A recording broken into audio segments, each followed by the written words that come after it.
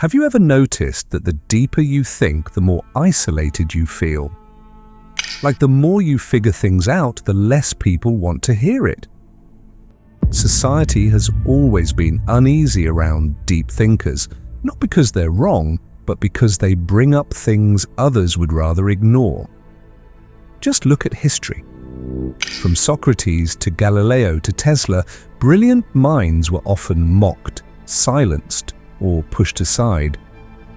Not because they weren't smart, but because they made people uncomfortable. Schopenhauer, a brutally honest philosopher, believed intelligence was more of a curse than a blessing. It often leaves you feeling isolated for seeing the world too clearly. But why is that? Why does society push back against people who think differently? To figure that out, we need to look into how the human mind works. When you're around someone physically strong, you don't usually feel attacked. You might even admire them. When you see someone wealthy, maybe you feel a bit jealous, but not personally threatened. But when someone is clearly more insightful or thoughtful, things shift. Psychologists call this the mirror effect. A deep thinker doesn't just share new ideas, they unintentionally reflect the limits of those around them. And people don't like being reminded of what they don't understand.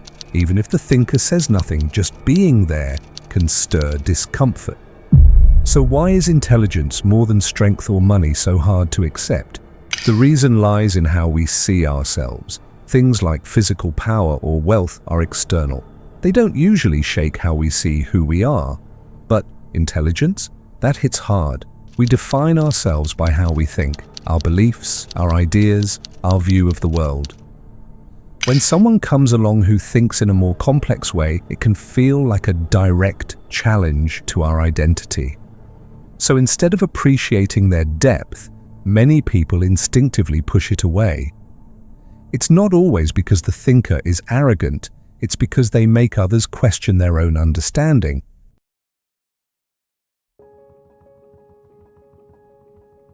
Thinkers, philosophers, and visionaries are often lonely, not because they lack social skills, but because their way of thinking stands out in a world that values fitting in. And interestingly, studies show that confidence often wins over intelligence in group settings. People naturally gravitate toward those who speak with certainty, even when their ideas are shallow. This is why charismatic yet simplistic figures gain followers faster than those who speak with nuance and care. Look at history. Motivational speakers, viral influencers, and populist leaders all thrive by telling people what they want to hear, not what they need to consider. Meanwhile, those who offer uncomfortable truths struggle to gain a wide audience.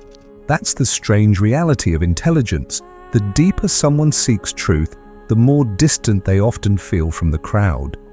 The mirror effect doesn't just show us our blind spots, it reveals why change is so hard for society. But is there proof that people actually fear intelligence? Turns out there is. Neuroscience shows that when someone feels intellectually outmatched, the brain's fear center, the amygdala, lights up. In plain terms, being around deep thinkers can trigger the same fear response as facing a real threat. A study from Stanford in 2021 uncovered something even more interesting. The way people respond to intelligence changes depending on the setting. One-on-one, people are more open to deep thinkers, but in groups they feel more threatened. Why? Because status matters more in groups.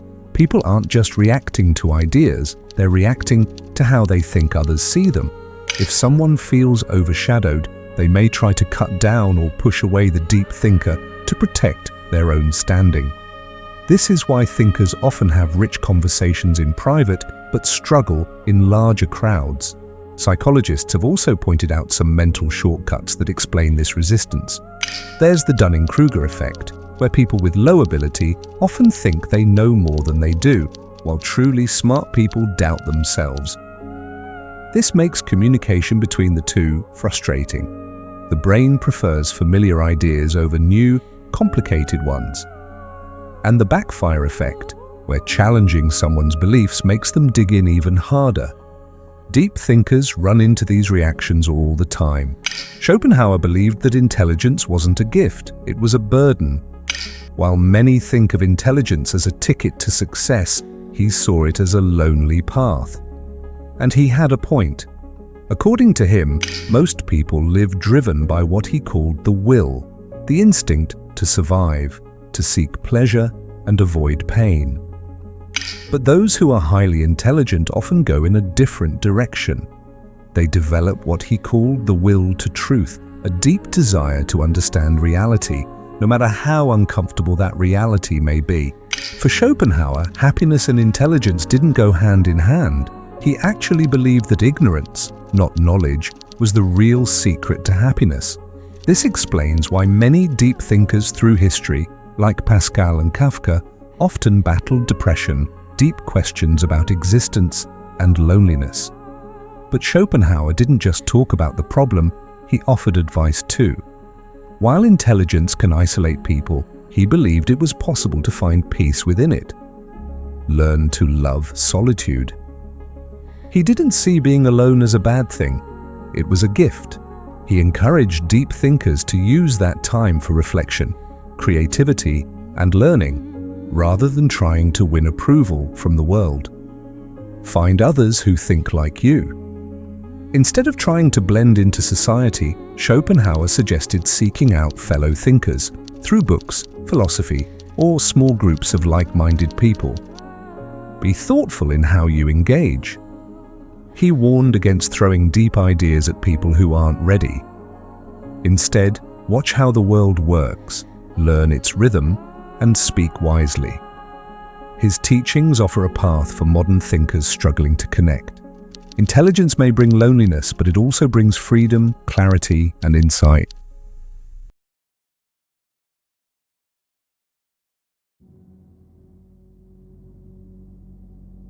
So many great thinkers throughout history were rejected while they were alive and only celebrated long after they were gone. Their ideas weren't seen as helpful, they were seen as dangerous. Society often claims to value intelligence, creativity, and critical thinking, but in reality, it only celebrates these things after they've become popular and non-threatening. Think about this. Galileo ended up in prison for his discoveries, yet today we call him a genius. Van Gogh died without a penny to his name, but his art now sells for millions. Nikola Tesla changed the way we understand energy, but he died unknown and alone. Society doesn't welcome intelligence when it shakes up the norm. It praises it only when it feels safe. So what can deep thinkers do if they're constantly misunderstood? If you've ever felt like your thoughts don't belong, you're not the only one. Many brilliant minds throughout history weren't honored while they were alive. They were laughed at, punished, or ignored. Their ideas were labeled too much for the time, too strange, too challenging, too hard to grasp. The one thing they had in common, they were ahead of their time and they paid the price for it.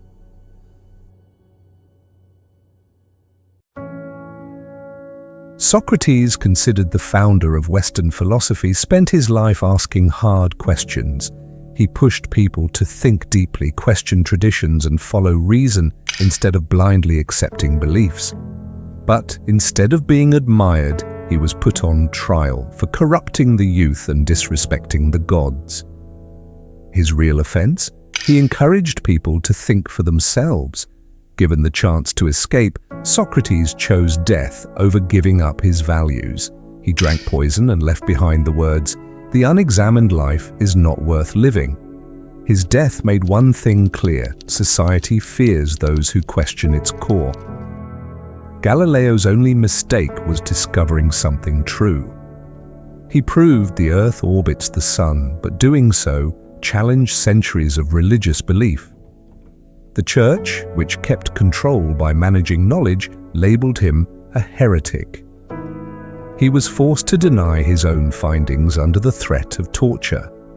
Today, we honor him as one of the greatest scientists, but during his life, he was silenced, his work hidden for nearly 100 years. His story shows that even the most obvious truths can be rejected when they shake up power. Nietzsche's writings were considered too intense, too bold. He said that society's moral systems were flawed, that many beliefs were built on comforting lies, and that true power came from creating your own values. Back then, people couldn't handle it. He was dismissed, his work overlooked, even seen as madness. Yet today, Nietzsche's ideas are major influences in philosophy, psychology, and literature. Society rejected him when he was alive, but embraced him later. Tesla was a true visionary. He dreamed of free, wireless energy and technology that could change the world. But those in charge didn't like his ideas. Businessmen like Edison and Morgan made money by selling electricity, so Tesla's plan to give it away for free was a threat. Despite his brilliance, Tesla died broke and forgotten in a tiny hotel room, while others got rich using his stolen inventions. His story shows how society often celebrates marketers and businessmen over real visionaries. Alan Turing helped win World War II by breaking enemy codes. His work saved countless lives and laid the groundwork for modern computers and artificial intelligence. But instead of being thanked, he was punished for his personal life. In 1952, he was chemically castrated for being gay. Not long after, he died by suicide at just 41. Today, he's seen as a hero, but in his own time, society abandoned him despite everything he gave. Most historical deep thinkers were men, but Hypatia of Alexandria broke the mold. She was a philosopher, mathematician, and astronomer in a time when women were expected to stay silent. She taught scientific reasoning and logic, which made her a target. In 415 AD, a mob of religious extremists killed her brutally. They saw her as a danger to their power. Her death is a painful reminder that intellectual progress often meets fierce resistance. All of these thinkers had something in common. They shared ideas that were too advanced for their era. While alive, they were mocked, punished, or forgotten. But their work eventually became the building blocks of human progress. It's not intelligence that society fears, it's the change it brings. And that leads to a big question. If society has always pushed away deep thinkers, what can you do if you're one of them? Does it mean you're doomed to be alone? Absolutely not. It just means you need to be smart about how you move through the world. Not every person or situation is ready for deep conversations. Save your most thoughtful insights for people who are open to them. You don't need everyone to understand you, just a few who truly do. Look for others who see the world the way you do. Whether it's through books, online spaces, or close-knit communities, surround yourself with curious minds. The greatest thinkers of all time learned how to explain deep ideas in a way others could connect with. As Einstein once said, if you can't explain it simply, you don't understand it well enough. Learn to express your thoughts without overwhelming others. Schopenhauer once said, "Talent hits a target no one else can hit. Genius hits a target no one else can see." Deep thinkers notice things others miss, and that can make people uneasy. But that doesn't mean you should stop thinking. Society needs people like you, it just doesn't always know how to show it. So if you've ever felt like your thoughts don't fit in, know this: you're not alone. And while society might not always welcome deep thinkers with open arms, it's those very thinkers who move humanity forward. If this message speaks to you, share your experience in the comments. Have you ever been rejected for your way of thinking? Let's have that conversation.